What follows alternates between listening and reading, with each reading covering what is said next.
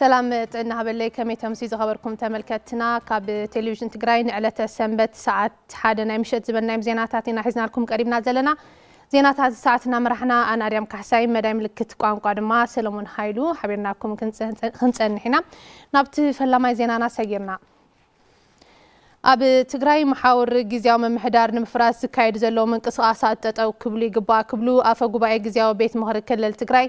ኣይተ ሞገስ ታፈረ ተሓሳሲቦም እቶም ኣፈ ጉባኤ ነዚ ዝበሉ ለካቲት 29/2017 ዓመተ ምህረት ንሚድያታት ኣብ ዝሃብዎ መግለጺ እዩ ገነት ካሕሳይት መግለጺ ተኸታቲላተላ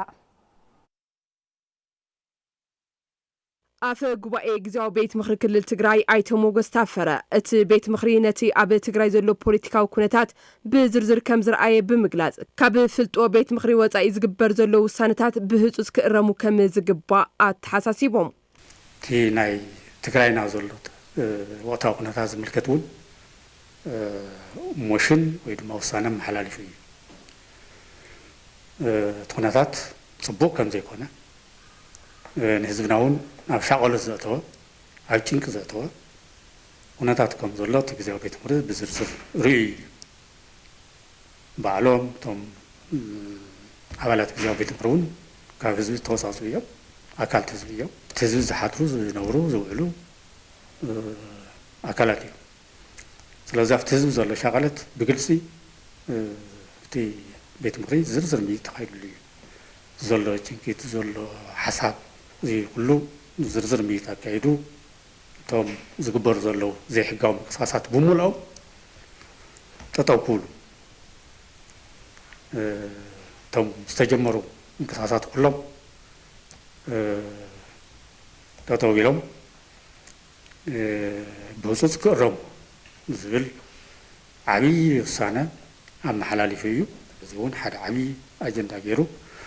ዝተማየጠሉ እዩ ኣፈ ጉባኤ ግዚያዊ ቤት ምኽሪ ክልል ትግራይ ኣይተ ሞገስ ታፈረ ንሚድያታት ኣብ ዝሃብዎ መግለጺ ተጸዋዕነቱ ንቤት ምኽሪ ዝኾነ ትካል ትእምት ብዝተፈላለዩ መንገዲ ንፖለቲካዊ ረብሓ ንምውዓል ዝግበር ኢድ ኣታውነት ጉጉያ ኣካይዳ ስለ ዝኾነ ብኣግባቡ ክእረም ኣተሓሳሲቦም ትእምት ናይ ዝኾነ ፖለቲካ ሓይሊ ንብረት ሃፍቲ ዘይኮነስ ናይ ህዝቢ ትግራይ ሃፍትን ንብረትን እየን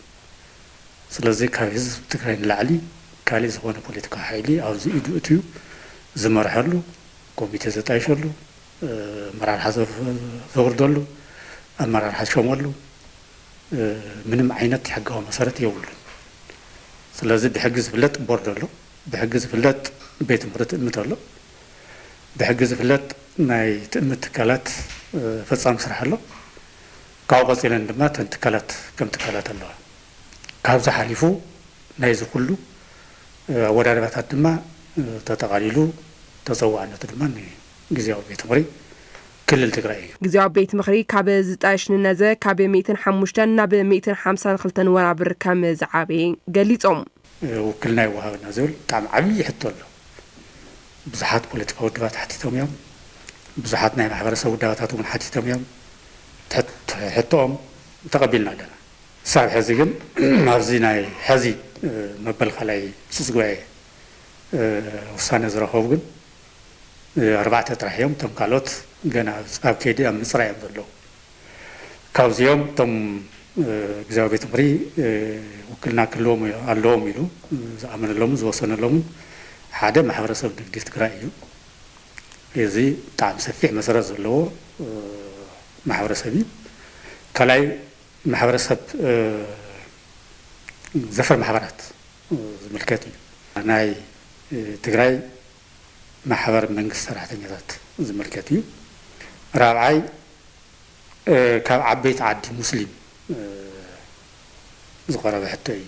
ዛጊድ ማሕበረሰብ ዲያስፖራን ሓይልታት ጸጥታ ትግራይን ናብ ኣባልነት ግዚያዊ ቤት ምኽሪ ኣይተጸንበሩን ዝበሉ እቶም ኣፈ ጉባኤ ብኻልእ መዳይ ድማ ኣድላይነት እቲ ቤት ምኽሪ ዝተረድኡ ሓደሽቲ ኣባላት ናብቲ ቤት ምኽሪ ከም ዝተጸንበሩ የረድኡ እቲ ቤት ምኽሪ ዝበለጸ ሓቋፋይ ክኸውን ከም ዘለዎ ተኣሚኑሉ 105 ዝነበሩ ኣባላት ግዚያዊ ቤት ምኽሪ ትሕቶ ይበዝሕ ስለ ዘሎ ትጠለቡ ይዓቢ ስለ ዘሎ እቲ ግዚያዊ ቤት ምኽሪ ተማይጡ ዝርዝር እዩ ናብ 152 ክዓቢ ወሲኑ እዩ ዝሓለፈ ጉባኤ ኣብ ዞባ ደቡብ ዝሳለጥ ዘሎ ወፍሪ ዕቀባ ሓመድን ማይን ዛጊድ ልዕሊ 75 ሚእታዊ ከም ዝተዛዘመ መምርሒ ልምዓት ሕርሻ ዞባ ደቡብ ትግራይ ኣፍሊጦም ኣብ ወረዳ ኦፍላ ጣብያ ሰሰላ ዝሳለጥ ዘሎ ወፍሪ ዕቀባ ሓመድን ማይን ንምዕዛብ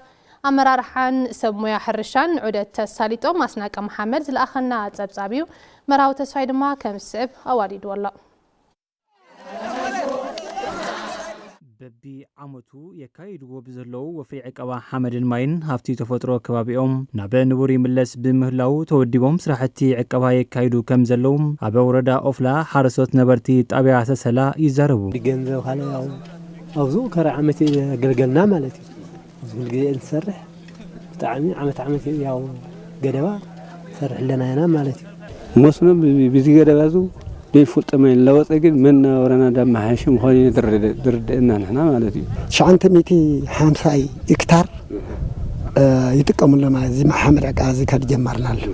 أو يلو تسلنا هو وصلنا تستهم ترى الله ما يقوم بقول عنه ريان جنه بتعامل هاي وصلنا تقم منشي تقام مثل رغلة محمد عكاز حجساتنا مالتي. أتي وفري نلعلي عسرت حموشة معتات كم زسالت وان تريفن أبزل واحدة معتات دمام بزقباء بمسراحنا محرسهم كملسو يشواشو مهلوم اتم حرسوس يقلسوم حالافي ممرحي لمعات حرشا زوبا دوب تقراي ايتا ملأخو قرماي كما زوبا أبا حدميتن 75 مفاسس لعلي 5 هكتار مريت نملماع تلميتة تحيزوم زاقيل لعلي 75 ميتاوي كم زتفز أما يورهم كم زوانا 175 زاخله مفاسس كنسرح ناو 5 شيخ اللي تميتي زاكل هكتار كنا لما ناو 1.8 مليون زخوون هزوي ابز 10 معلت فاتت كم مدته تحيزو تكاب خازي ياو ناو 76% زخوون هزوي خاتيتو ناو 1.3 مليون زخوون ناو 75% زخوون هكتار almost تعقي والله اتي زسالت زلو وفري حرسوت بمنقناق زحاش سراح نخسراح بببركو زلو صوميا دقفن كتتلن يقبرو كم زلو ايتا ملاخو يقلصوم أما حداري زوبا دوب تقراي ايتافتو كيروس حرساي تتوديبو زحاش لمعات كم زعمم حرسوت طابيا سسلا مرأيا خمز خونن نزين مقفح دما كم زوا كسر رحيلهم زنبز درقنا ين ناي تفطرو سراحتنا سبناي سمويا نخم حرشا كادر نخم نفعات سالاخاتكم ابزو وصحو مالتي توانا نازب علوانا للهزبي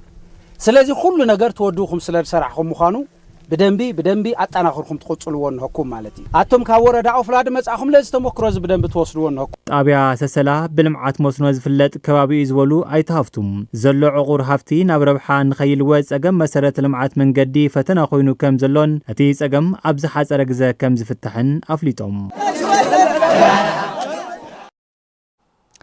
وفري عقبا حمدن ماين ساينس مسارات زغبره مكياد زباده مخافت تفطرو ناب نبور نمملاس كم زحجز بيرو حرشان هافت تفطرون تግራይ አፍሊጦም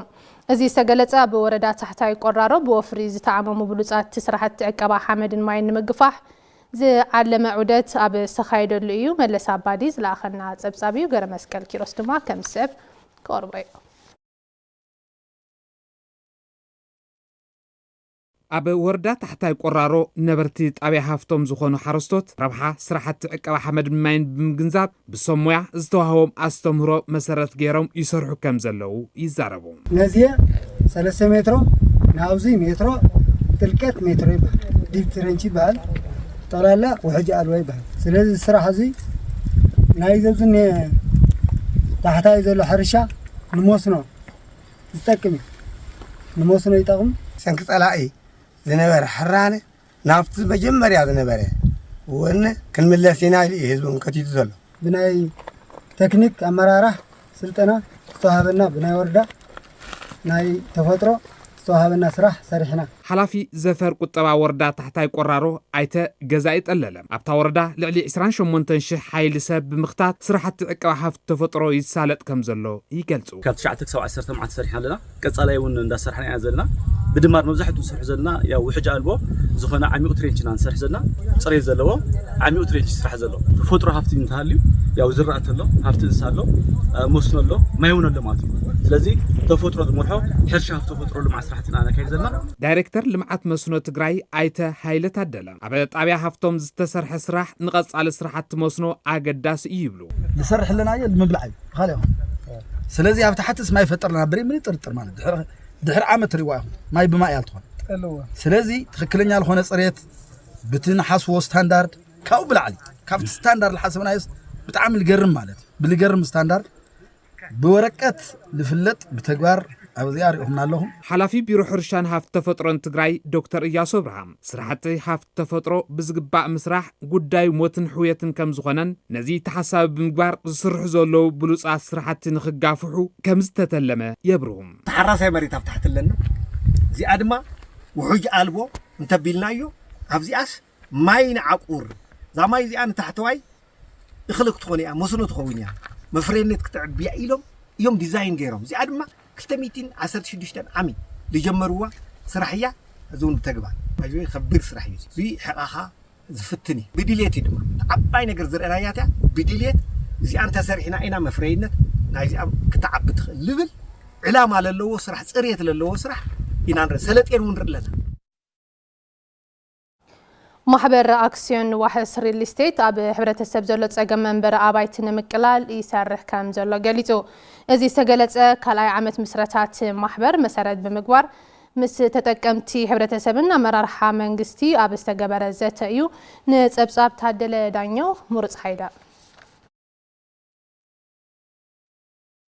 محبر أكسيون وحس ريل استيت كلاي عمت مسرته مسرد بمقبار مس تتكمت حبرة السبن زملكتهم مرار حامنجستن زتيوم أكيد سرح وحس ريل استيت أيت تول دبرها اتمحبر أب تحط من نواب رزول حبرة السب تتكامي بزجبر أجباب حسرة منبر أبايتن مكلال بعته بيسرح كم زلوا جليسهم حسرة أبايتون كم زلوا في اللتين بمبزحته بجزء خراي إذا نبري وحس أنت قاوم أنت لو أنت مسرة أنت لو رمات على ما زجوره جنزوها اللي وس مريت عديقو هنصت ككايد زي المحبرسة بقطبة أبيلو بعد جزء خجبر مالتي سبيشالي نتي ما أخلاي أتزلون نتو تحت أتزلون نعوم تمالئون مخاد مالتي نيجي زخون مسرحون أدلنا لنا نتي تحت أتو زلوا كأسيلون دخفله بعد جزء خونلو زخولن عدلون سلزم مشاچنا نجي تتكامين مقباري من أي مجمرة مالتي وحسري الاستيت طلبن دليتنا عماويل المملا أب كتماتات مقالن شرنداس لاسن منبر أبايتي هانز كم زلو دما أتو مكايد سراح وسيخوم أبريهم المنجستي تصبران مريتاتنا جزينا هذي أو سراح زلو ديزاينهم زتودو وننيونا أو كيد سراح زلوون الله كم بروجكت شدش بروجكت جميرنا لنا تنحمشتا مقالة تحان تبشرة جميرنا لنا مالت تتكمتي وحسري الاستيت سخون وجنات بقدهم أبت محبرة حقيفون بمعقارهم أبز حصر أوان سبوانا جزان مخان تسفا كم زفتر اللهم تزاربهم مريت عديكا مسرح سلازخبت زيكن ببور عقبيلكا كسرح سلازخل بزح تسفا زقبر اللي يمو حازوون كم تسمو واحس كينو خالص أجاب ناورا هوا كاب جزا زيولو ناو جزا زلو من تختاتاتو حازون برتيعو خقصل اللوا انت بول كايجن ناوزي بمقتاوي حقوسيه بتناي حزني ايكونومي جزا جزيخا ناو جزا جزيخا منبر نمسرح بتعمي زخبل بخم وحس جن زوت حوزني درجه بتعمي حقوساتنا بنشتن وجي جزا ناي محز عقمني ويلنا أنا تسفاني قبر. أب تجري سفي حسرة منبر أبايت كم زلوا زحبروا مقتل حلف بيرو لمعات كتمان كونستراكشن تجري أي تسلموني حدا قوم وحس ريل استيت نزح حسرة المكلال زحق زيلهم. سلاسان حدا مئتاوي ناي تجري هزوي أو كتماتات كنبرت الله ناي منبر زلت أجمع كعاء ياو كلاتنا نردي وحس ريل استيت ناي جزا منبري أجمع زلوا محبر سب كتما توديو عرسو تحقاقيزو جزا خلو نمقوار يتوديو زلو إذا خمزي زوالة غا أما غالا نبشرن نبتقوار جميرا ملو كمزي زوالة حقاونت زمالا كالتفن نبتقواراوي من قصاص زااتوا نحناون باتي من قصاص حقوساتنا نزغطل بات جميركم وزلهم فتنة نقدميت كتكادو تسفان قبر محبر أكسيون وحسري الاستيت كابز مسرة كلتا عمتات زقبر انتخون لعلي 400 أبلات كم زلو ودما كابت محبر زرخبنا يوم ردعتها يملاخت أب من نقاح قطبة محاسة تان معقاب بحل تاريخا وردا إسراء عدي وجرات እጃሞም ከም ዝፍጽሙ ተወለቲ ሰብ ሃፍትን ምሁራትን እታ ወረዳ ገሊጾም እዚ ዝተገለጸ ምምሕዳር ኢስራ ዓዲ ወጀራት ውሽጣዊ ሃፍትናን ዓቕምናን ከመይ ናብ ረብሓ ንቐይሮ ዝብል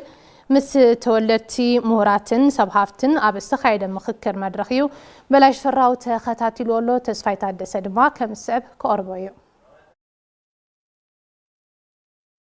ምምሕዳር ወረዳ ኢስራ ዓዲ ወጀራት ውሽጣዊ ሃፍትታትናን ዓቕምናን ናብ ረብሓ ብምልዋጥ ቁጠባና ንበርኽ ብዝብል ምስ ተወለድቲ ምሁራትን ሰብ ሃፍትን ምክክር ዘተካይዳ ኣመሓዳሪት ወረዳ ኣይተ ተስፋ ሃፍተ ሕሉፍ ባህልናን ታሪኽናን ዓቅምና ዝተዳኸመ ማሕበረ ቁጠባዊ ወረዳና ኣብ ምጥንኻር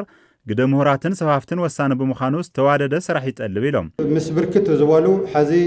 ስራሕቲ ተጀሚሩ ኣሎ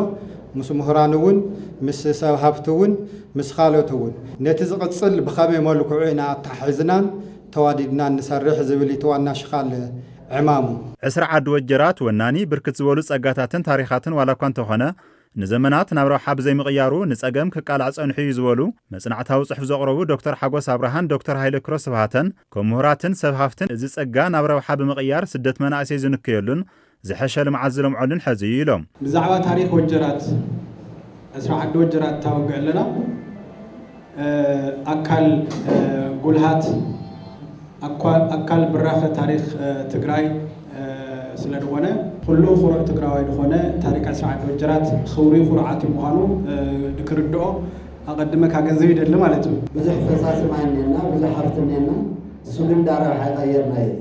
ትህዝቢ ሞላይ ዝገበርካ ዓበይቲ ልምዓታት ከምዘስርሕ ትብእዮ ካብቀጠል ድሕሪት እንደገና ሃምዝና ሰሪሕና እንደገና ብዙሕ ነገር ክንልወጥ ከምዘብል ደርየና እዩ ተሳተፍቲ መድረኽ ብወገኖም ኣብ ምንቕቓሕ ልምዓት ኣብ ምጥንኻር ጸጥታን ምስናር ታሪኾምን እጃሞም ከም ዝፍጽሙ ይገልጹ ኣብ ሰለስተ ነገራት ማእኸል ጌርና ምንቅስቓስ ጀሚርና ኣለና ማለት እዩ ኣብ ነዊ ኣብ ዓሳ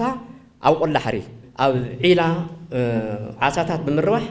እሱ ቢልካ ነቲ መንእሰይ ኩሉ ምንቅስቓስና መሰረቱ ተንዝብለን ዘለኹ መንእሰይ ማእኸል ዝገበረ እዩ በለስ ጠፍዩ ታይ ክንገብር ኣለና እምኒ ኣለና ታይ ክንገብር ኣለና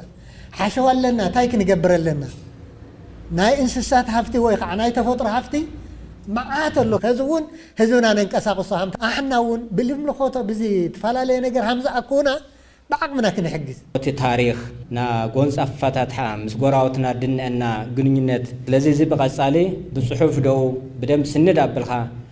دي حزبي دقار دامرت وردو حزبي داتغواد قيرو منغستي داتغواد قيرو نصرخ مقماطو كقصل نو ጸገማትና ንምፍታሕ አቅምታትና ጸንቅና ክንጥቀም ይግባእ ዝወል ድማ ሓላፊ ሕወትን ዳግመ ህጸትን ዘዋደው ምብራቅ ኣይተጸጋ ገብረ ገርግስ እዮም አቅምታትና ዋሊድና ጸገማትና ምፍታሕ ከም እንኽእል ካብ ኢስራ ዓዲ ወጀራት መምሃር ንኽእል ኢና ስለዚ ሃምዚ ዓይነት ምክክር ተወለድቲ ሰብ ሃፍቲ ምሁራን ተወሲኽሞ ኣብ ልዕሊኡ ፈተውትኹም ፀዊዕኹም ትገብርዎ መድረኽ ስለዝኾነ ልሕወት ወጀራት ወሳና እሞ ኣብዚ ሃምዚ ዓይነት ምንቅስቓስ ምምሕዳር ዘዋና ኩሉ ግዜ ጎንኹም ኮይኑ ልካለ ኩሉ ድጋፍ ከም ዝገብር ከረጋግፀልኩም ይደሊ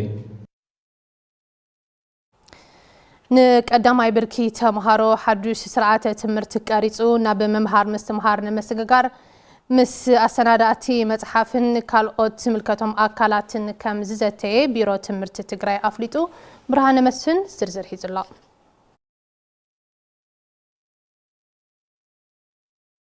መጽሐፍቲ ብእዋኑ ሕቲምካ ናብ ትግበራን ምእታው ብዙሕ ወጻኢ ከም ዝሓትት ዝሓበሩ ምክትል ሓላፊ ቢሮ ትምህርቲ ትግራይ ኣይተ ኪዳነ ማርያም ወልደ ሚካኤል እቲ ሓድሽ ስርዓተ ትምህርቲ ብዝግባእ ንኽትግበር ድማ ዘይመንግስታዊ ትካላት ድጋፎም ከጠናኽሩ ይጽውዑ ነትናትና ባህሊ ሃይማኖት ዘለውና ጸጋታት እሴታት መሰረት ተገይሩ ኩሎም ሰሙያ ዝሓቆፈ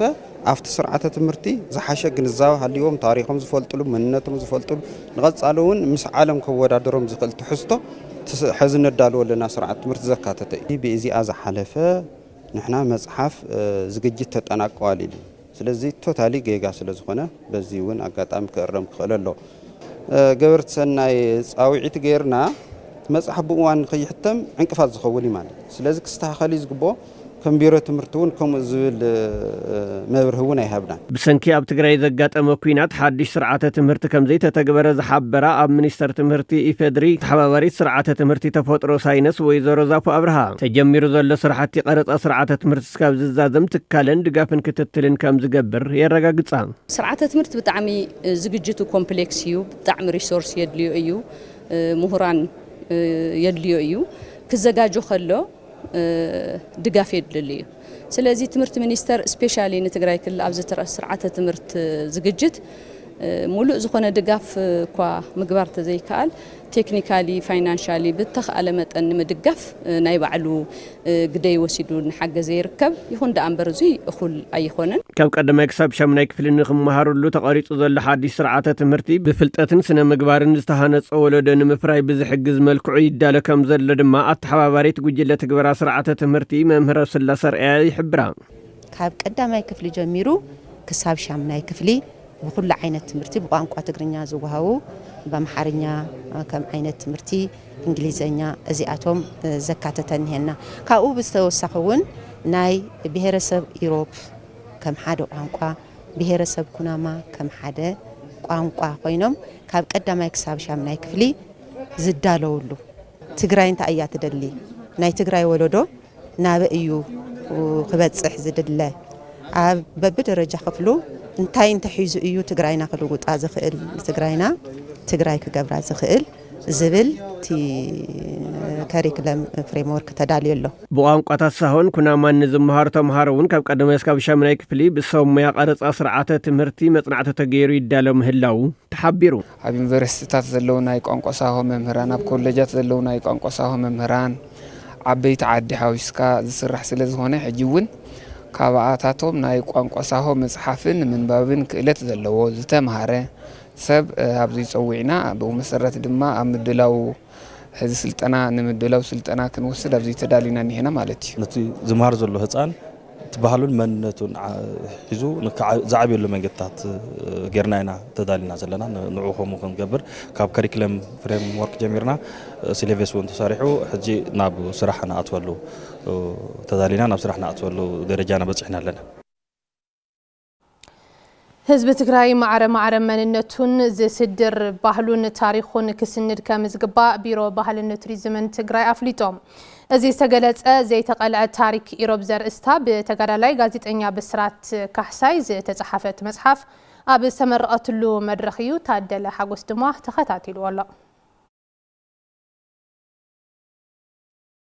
ህዝብ ትግራይ ከም ህዝቢ ማዕረ ታሪኹን መንነቱን ዝስጉም ታሪኹን መንነቱን ክስንድን ክዕቅብን ከም ዝግባእ ሓላፊ ቢሮ ባህልን ቱሪዝምን ክልል ትግራይ ዶክተር አጽባሃ ገብረዝጋቢር ገሊጾም እቶም ሓላፊ ህዝብ ትግራይ ብፍላይ ድማ ህዝቢ ኢሮብ ብዓድረዚን ታሪኽን መንነትን ብምዃኑ ታሪኹን መንነቱን በኣግባቡ ክስንድ ከም ዝግባእ ኣፍሊጦም ኣለዉ ከም በዓል ህዝቢ ኢሮብ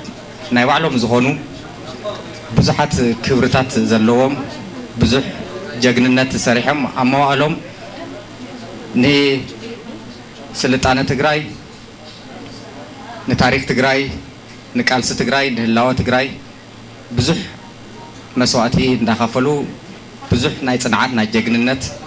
ناي موزو ناي فترة ناي ليكنت تاريخ بصحيت تاريخ تجراي كوزلهم كوابي بزح مصحفتي بزح دوكيومنتري فيلميتات بزحات ناي مللاي ناي مسناد سرحتي كنسرح او زغبنا زي تقلع تاريخ حزب يوروب زرستا مصحف غازيطኛ بسرات كحساي ባህሊ መንነት ታሪኽን ጅግንነትን ህዝቢ ይሮብ ተርኢ መጽሐፍ ከም ዝኾነት ዳህሳስታ መጽሐፍ ዝቀረቡ ጋዜጠኛ ሰሎሞን ክፍላይ መምህር ወልደ ማርያም በስራትን አፍት መድረኽ ሓቢሮም እዚ መጽሐፍ ኣብ ይሮብ ብልፍንታይን ሓይልታት ኣብ ልዕሊ ህዝቢ ይሮብ ዝተፈጸመ ጽንታ ዝሰነደዩ ነዚ ጽንታን መምካት ህዝቢ ኢሮብ ተወዲቡ ዝገበሮ ቃልሲ ብፍላይ ድማ ዕጡቃት ሰንበት ዝፈጸሞ መስተንክራዊ ስርሒት ዝሓዘ መጽሓፍ እዩ እዚ መጽሓፍ እዚ ብጣዕሚ ጥልቀት ዘለዎ መጽሓፍ እዩ እዚ መጽሓፍ እዚ ኣብ 6 ዓንድታት ድሕሪ ባይታ ኢሮብ መሰረት ይገብር دراسي مصحف زي تقلع تاريخ حزب إيروب غازيطኛ بسرات كحساي ዛ مصحف ኣብ معقبን مسنادን ባህሊ ታሪኽን መንነትን ህዝቢ ኢሮብ ናይ ባዕላ እጃም ከም ትዋጻእ ኣብሪሁ زي تقلع ክብሎ ዝኻልኩ ኣብቲ መድረኽ ይግለጽ ከም ዝነበረ ብዙሕ መጽሐፍቲ ወላ ይጽሓፉ እምበር ብዙሕ ከዓ ከም ዝተረፈ ብዙሕ ነገራት እውን ክጽሓፉ ስለ ዝግብኦ ኣነ ከዓ ካብ ባሕሪ ብጭልፋ نتو حزبي نزو حزبي كبر حزبي بصبق كገልጾ يخيل بزبل مبقسي حساب كون يخيل بزبل يتو مصحف صحيفه أخول كرم مدحانيتن قبو قلقالوتن كنركبي كألنا نكبلو محبر تحكمتي حمام شكوريا كتمام مغالن كبابيان قليتهم اتوم تحكمتي محبر ازي زبلو تا محبر مسأب على تابز زيتيتلو اوانيو تسفايدا دسدما توساق حيزلو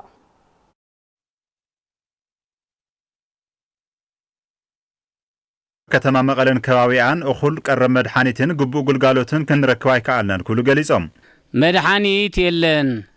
نحموم سكر زخون نخالي زخون بنصا نوهاو زنبرنا يلن زبل ملاشي توهيونا ابز ساعات زيس نحنا نتي زنبرنا شجرت او امرنا نبكالين زلو زبصحنا صقم هجي وون تጨማር صقم يزبصحنا زلو بناي نصان حكم نيرنا كلنا تاني مجمريا زنبرنا كمان تتكبرنا مسنك سكر حمام لعل بركته قريصه يغري لخفه بتخلب لك قبل بلع خيا ايديسس بلعخا قني ازي مغبخا تتغاغيخا تموت مدحين تسينخا تموت سئل الله اسحاق الوسدكاي اكل خاي يغدل انا حزب شكر يغديله انا صي نيره كونتراكتور نيره بسنك شكر جن كفيله الدكتور حمد الله قالت نستيت خونت الله قفلي زاله يعني الاي تدرائيه بزح تصنتات اللوا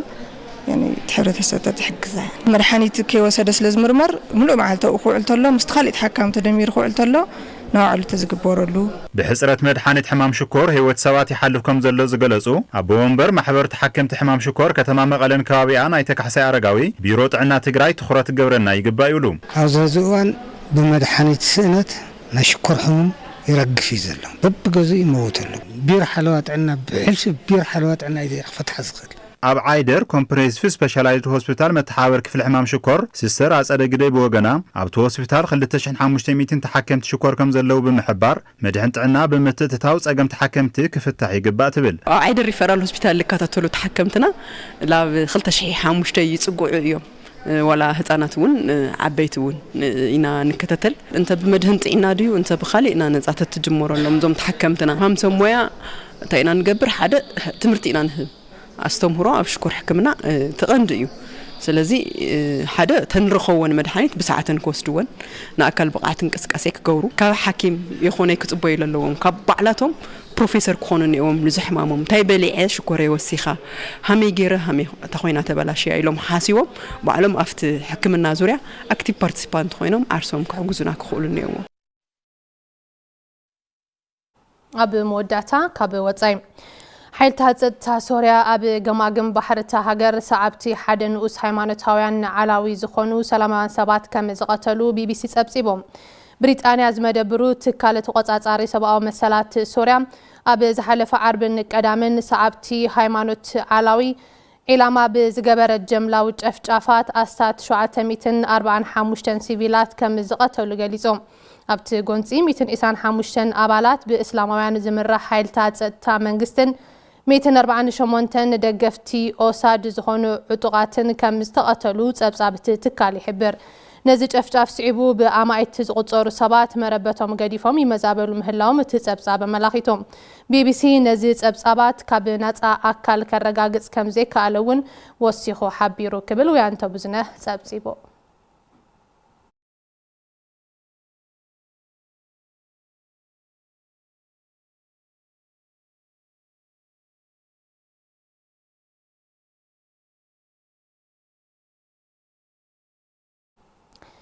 صغبركم تملكتنا كاب تلفزيون تግራይ حزون زيناتاتنا نقصلهم كابز بمسعب دما زيناتات سبورت زعلت سعبو قربنا يو حبينا نكتاتل سلام كما وعلكم زيناتات سبورت ز ساعات حزلكم قريبه يوحنس شبر مكتالكم عديمه اوريدر بشكلتا دق انستيو تور تግራይ ጋንታ መስፍን ኢንዱስትሪያል ኢንጂነሪንግ تعويتا بمخنيات هغراو معلت دق انستيو تخيده تقدم لوم سنبت تزازيمو ገብረ እግዚአብሔር ታደለ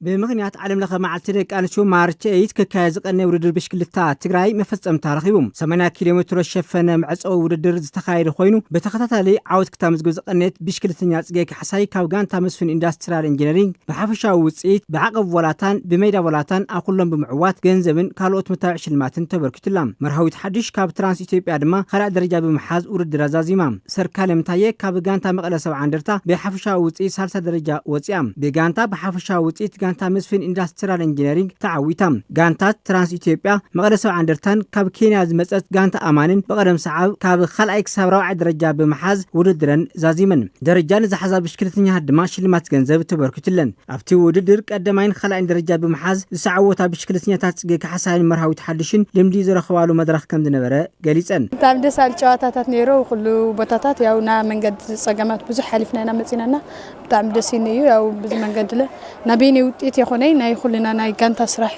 ሰርሖ ክለውናው በጣም የለመስክን ደሳሊ ውድድር ጽቡቕ ነይሩ ፈታኒ ውድድራት ነይሩ ዓቕምና ለንኽንፈልጥ ገይርና እዩ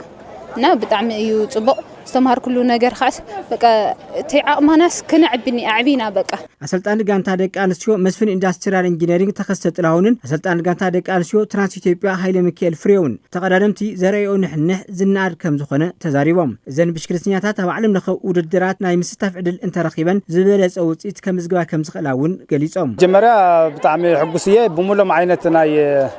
ሜዳ ናይ ቢጫ ማልያ ናይ ዓቀበት ናይ ጋንታ ስለልወሰድና ያው ከምዚ ዓይነት ሙሉእ ነገር ተረክብት ለኻ እንደገና ያው ምስጋና ነዚ ውድድር ዘዘጋጀየ ምስጋና ነዞም ቆልዑ ነዚ ትካልና ብጣዕሚ ሕጉስየ ተሰራሕናየ ሰብ ግብር ብምዓል እንደገና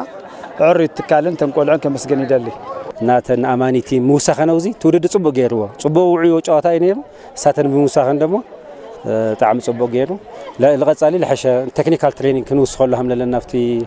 አፍተን ተጫዋትና ለራይ ውድድር ነይሩ በሐሻ ዓውት ውድድር ነይሩ ለኻሙሳዲካሊ ኮሚሳር ተስፋይ አማረን ፕሬዝዳንት ፌደሬሽን ብሽክልታ ትግራይ መምህር አስፋ ገብረስላሴን ብግሎም በመሆናት በዓል ደቂ አንስትዮ ዝተካየደ ውድድር ብሽክልታ ልምዲ ዝተረኸበሉን ኣብ ዝቕፅሉ ዝካየዱ ውድድራት እውን ዝሓሸ ንምክያድ ከም ዝጠቅምን ይሕብሩም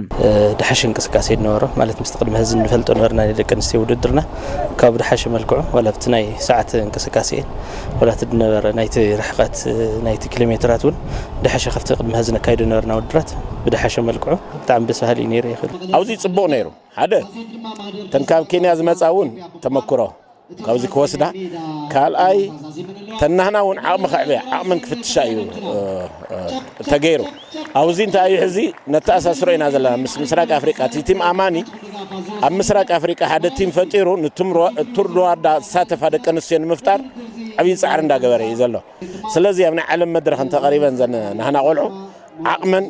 ልዑል ምዃኑ እዩ ዘርእየካ እቲ ውድድር ብሞባላይነት ባንክ ወጋግንን ፋብሪካ ልሱስ መስተ ምዃን ዝተኻየደ ኮይኑ ካብ ከተማ ሽራሮ መመገሲ ብምግባር ኣብ ከተማ መቐለ ዝተዛዘመ 444.1 ኪሎ ሜትር ዝሸፈነ ውድድር እዩ ነይሩ ካብ ኬንያ ዝመጸት ጋንታ ኣማኒ ኣብቲ ውድድር ብምስታፋ ፍሉይ ሽልማት ተበርኪቱላ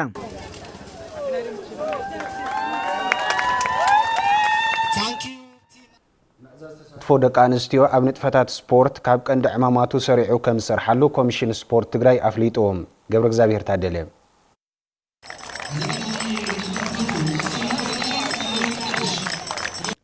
ኮሚሽን ስፖርት ትግራይ መብራት ሃፍቱ በምክንያት መዓልቲ ደቂ አንስትዮ ኣብ ዝተካየደ ውድድር ብሽክልታ ዝተሳተፋ ብሽክልተኛታት ብምንኣድ ተሳትፎ ደቂ አንስትዮ ኣብ ስፖርት ንክዓቢ ምስ ምልከቶም ኣካላት ብሓባር ከም ዝሰርሓ ገሊፀን እዚ ውድድር እዚ ካብዚ ናይ ኩሉ መዓልቲ ውድድር ፍሉይ ብዘብሎ ጽቡቕ ንሕንሕን فوكرن استرايليو نمنتاي خميلو حنت تيم كام ناي تيم امان كاب دغز مصت مبرعي تيم وددر استرايلو ስለዝኾነ وددر ድማ ካብቲ ናይ ዝሓለፈ وددر بصبو نحن استرايلون ካብዚ ብምቅጻል ካልኦት ከምዚ ካልኦት ውን ናይ ደቂ ኣንስትዮ ቲም ብብዝሓት ዝሳተፋ ነይረን وددراتና ብዝበለጸ ናዓበ እናሰፍሐ ጽቡቕ وددر እናርአየ ናይ ዓደን ይኹን ሃገራዊ ወኪለን ዝሳተፋ ደቂ ኣንስትዮ ድማ በውልክዕ ጽቡቓት ተናሓናሓት ናይ ምፍጣር ዓቕሚ እናልዓለ ዝኸደሉ ዕድል እዩ እሞ ኣቶም ኩለን ናይ ክልልና ክለባት 6 ናይ ደቂ ኣንስትዮ ናይ ደቂ ተባዕትዮ ኣለዋና 3 ናይ ደቂ ኣንስትዮ ተንስተረፋ ክለባት ከዓ ደቂ ኣንስትዮ ክሕዝልና ብዛጋጣሚ ዝናተላወኹ እዚ ድማ ናይ ደቂ ኣንስትዮ መሰልን ጉቡን ስለዝኾነ ደቂ ኣንስትዮ ተን ክለባት ውን ካልኦት ውን ተኻቲተን ካብዚ ዝሰፍሐት ንምስራሕ ድማ ከም ጉዳይ ከም ኮሚሽን ስፖርትን ዝምልከቶም ኣካላት ናይ መንግስቲ ትካላት ግበር ሰናይ ናይ ግል ትካላት ብምትሕባር ሰፋሕቲ ናይ ፕሮጀክት ተተካቲት መናስያት ኣብ መፍረይ ዓዝናን ሰርሐሉ ስለ ክንኸውን እዩ ዝኸውን ቀጻሊ ኣብቲ መዛዘም መድረኽ ውድድር ብሽክልታ መልእኽቲ ዘመሓላለፋ ሓላፊት ቢሮ ደቂ ኣንስትዮ ትግራይ ወይዘሮ ፍሮይኒ ገብረዝጋቢሄር ብግደን ብሽክልተኛታት ደቂ ኣንስትዮ ዝተፈላለዩ ፀገማት ተፃዊረን ዘምዝግኦ ዘላ ውፅኢት ተስፋ ዝህብ ከም ዝኾነ ሓቢረን እዚ ንሕና እውን ድሌትና ካብዚ ብላዕሊ ናይ ደቂ ኣንስትዮ ጋንታታት ክህልዋ ብርክት ዝበላ ደቂ ኣንስትዮ ጋንታታት ክህልዋ ጥራሕ ዘይኮነስ ብርክት ዝበላ ደቂ ኣንስትዮ እውን ኣብተን ጋንታታት ክሕቆፋ ኩሉ ግዜ ብብሽክሌት ጥራሕ ዘይኮነስ ብካልኦት ስፖርታዊ ንጥፈታት እውን ትግራይ ሰብ ፀጋ ኢና ጎየይቲ ዝኾናና ዓለም ዘፀውዓ ደቂ ኣንስትዮ ኣለዋና ኣብ ዝተፈላለዩ ዘይከኣሉ ዝበሃሉ ናይ ስፖርት ንጥፈት እውን ከም ነጥፍ መርኣያ ዝኾነ ካብ ግዜ ናብ ግዜ ሓደሽቲ ፀወታታት እውን ንርእየሉ ኩነታት ስለ ዘሎ ኣብዚ ዓውዲ እዚ ድማ ደቂ ኣንስትዮ እውን ክሳተፋን እሞ ድማ ውፅኢታዊ ከም ዝኾና እውን መርኣይ ዝኾነ ዝናይሎም መዓንቲ ዝተገበረ ውድድር ኣርእዩና ኣሎ ተወካሊት ዩናይትድ ኔሽንስ ፖፑሌሽን ፈንድ ኤጀንሲ UNFPA ጄስ ፓብላኪ ብወገነን ብሽክልተኛታት ደቂ ኣንስትዮ ዝገብርኦ ዘለዋ ምንቅስቃስን ኢደን ትካለን ማዕርነትን ተጠቃምነትን ደቂ ኣንስትዮ ኣብ ምርግጋጽ ከም ዝሰርሕ እውን መልእኽተን ኣመሓላሊፈን It sends a strong message across the world either in Tigray in Ethiopia or across the world that yes women can ኣብዚ ውድድር ዝተሳተፋ ብሽክሌተኛታት ንዓለም ረዚል መልእኽተና መሓላሊፈን ኣብ ትግራይ ይኹን ኣብ ኢትዮጵያ ኢሉ እውን ኣብ ዓለም ደቂ ኣንስትዮ ይኽእላ እየን ዝብል እየን መሓላሊፈን UNFPA ማዕርነትን ተጠቃምነትን ደቂ ኣንስትዮ ምርግጋጽ ሓገዝ ክገብር እዩ ንኹለን ደቂ ኣንስትዮ ብፍላይ ድማ ነዘን ተቐዳደምቲ ብሽክሌታ ፍሉይ ናዳ ኣለኒ ኣብ ከተማ ዓዲግራት ክካየድ ዝቐነየ ውድድር ብሽክሌታ ሎም ተዛዚሞም نخلت ورحن فرقان ككاد زت أنا حياة شامبيون قرد مشكلتها لهم سمت مفصم تاريخي لهم عبتي محبر السومية بشكلتنيات التاريخ بلو مع تسوس سرعات نتعوتي فولاتان هاي ماليا شلمات تبركيت لهم بزيكازي فلي أوركتو نزنبرن أبيات عيون كوميتي بشكلتها كتم عدقرات يفلتو سيرتيفيكات تقبيلا بحفشاوي وهل الوصيد شامبيون بشكلتها عدقرات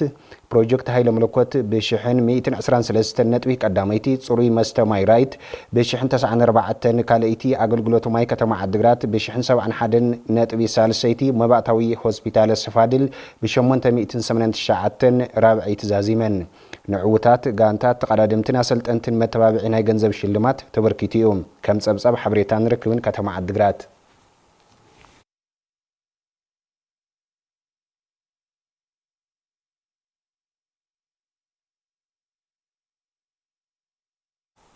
أبليغ حدا لوم سنبت قط من زكاة حوزين والتا بوليس تقرين بتصبلل تاقانت حوزين تفصيمهم هاب استاديوم سبتاز ترخبا كلتين قانتات حوزين كلت بحادة تعويتام هاب كالوت وصيتات الليغ حدا إثيوبيا نورزن مسحرر كتما بعد بادو شوني كتما مسمنجه بينشانغول شوني حدا بادو تسنفام هكاكي مس بشوفت كتما معري حدا بحادة أسوسا مسقوبا آتوتي قوبا كلت بسلسته تعويتا لام